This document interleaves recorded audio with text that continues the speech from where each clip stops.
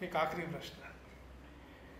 आज जो संघ का नाम टेररिज्म के साथ, तीव्रवाद के साथ जोड़ा जा रहा है, इस विषय में आप कुछ प्रकाश डालें। मैं समझता हूँ कि यह एक हिंदू समाज को बदनाम करने का और हिंदू समाज के लिए काम करने वाले संघ को कटघरे में खड़ा करने का प्रयास है। पहले तो हिंदू आतंकवादी कहा गया, बाद में भगवा आतंकवाद शब्द का प्रयोग किया गया। एक सामान्य जानकार व्यक्ति इन बातों को समझता है कि हिंदू आतंकवादी कहने से इतना करोड़ों का हिंदू समाज कटघरे में खड़ा होगा, भगवा आतंकवाद कहने से केवल एक संघ, इस संघ की मानसिकता से काम करने वाले लोग कटघरे में खड़े हो जाएंगे। लेकिन उनकी चाल वो भी विफल हुई। भगवा आतंकवाद कहने पर यहाँ के साधु संतों ने जो प्रतिक्रिया दी कि क्या हम भी आतंकवादी हैं, हम भगवा वस्त्र पहनते हैं। लेकिन जिन्होंने ये सोचा है कि संघ इस नाम के शक्ति को हम बढ़ने देना नहीं चाहते, ऐसा जिनका संकल्प है, ऐसे लोग समय समय पर नई नई बातें उछालते रहते हैं। और इसलिए आज आतंकवादी संगठन घोषित करने का प्रयास चल रहा है। हाँ, जरूर कुछ लोगों ने प्रतिक्रिया के रूप में कुछ किया होगा।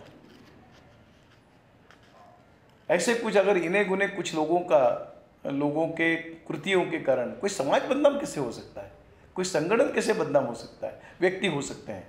व्यक्तियों ने किया है, हम बहुत खुले आह्वान से कहते हैं कि उन व्यक्तियों पर कानूनी कार्रवाई चले, संविधान के तहत जो उनका गुनाह है उसका आरोप सिद्ध किए जाए, उनको उचित दंड दिया जाए।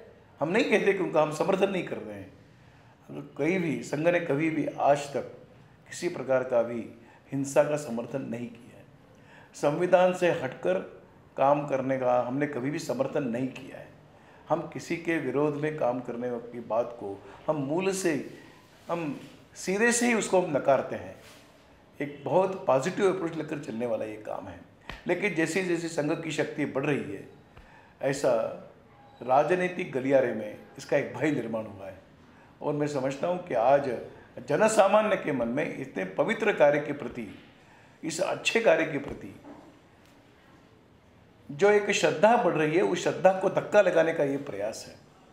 लेकिन मैं इसके आगे चलकर एक बात और कहना चाहूँगा कि यह गत एक 7-8-10 वर्षों का एक निरंतर प्रयास है कि हिंदू समाज को मुसलमानों के साथ साथ खड़ा करने का प्रयास है। मुस्लिम आतंकवादी है, हिंदू भी आतंकवादी है कहने का एक प्रयास चल रहा है। और इसलिए इस बातों को ध्यान में रखकर और कहीं श्रद्धा स्थानों पर आघात करके हिंदू समाज को दबाने की कोशिश हुई। फिर वो राम सेतु को लेकर चला हुआ विषय हो, तिरुपति देवस्थान के बारे में की हुई बातें हो, अमरनाथ के यात्रियों के लिए दी हुई भूमि वापस लेने की बात हो, अथवा कहीं पर अमरनाथ का जो शिवलिंग है वो कृत्रिम है ये बताने की कोशिश की गई हो, या कहीं धर्माचार्यों को और किसी न किसी प्रकार के आरोप में फंसाने की बात हो, ये सारे के सारे प्रयास हिंदू समाज को दुर्बल करने के लिए, हिंदू समाज को मानसिकता से पराभूत करने के लिए चले हुए प्रयास है। और मैं समझता हूँ कि अंतिम एक कई बात कही गई कि जो सारे हिंदू समाज के मन में जिस संगठन के प्रति आस्था है, उस संगठन को ही और आतंकवादी करार देकर सिद्ध करने का प्रयास चला है। पर ये षड्यंत्र है, ये राजनीतिक षड्यंत्र कभी भी सफल नहीं होगा, क्योंकि हमारा विश्वास जनसामान्य की आस्था पर है। और हम समझते हैं कि जनसामान्य का विश्वास हमारे इस चले हुए 85 वर्षों के कार्य, संघ के कार्य को समाज निकट से देखता आया है।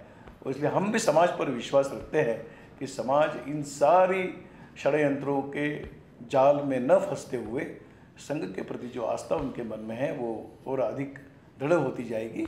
और हम भी ऐसे सारे हिंदू समाज पर होने वाले अन्याय और अत्याचार के विरोध में हम भी समाज को जागृत करते रहेंगे। और पूरा विश्वास है कि इन सारे संकटों से फिर एक बार उभर कर समाज पूरी शक्ति के साथ खड़ा होगा और ये जो राजनीतिक षड्यंत्र चल रहा है वो विफल होगा, ऐसा हमको पूरा विश्वास है। भैया जी, आपने इतना समय निकाला और स्वयं से उनके मार्गदर्शन के लिए अनेक विषयों पर प्रकाश डाला, इसके लिए धन्यवाद।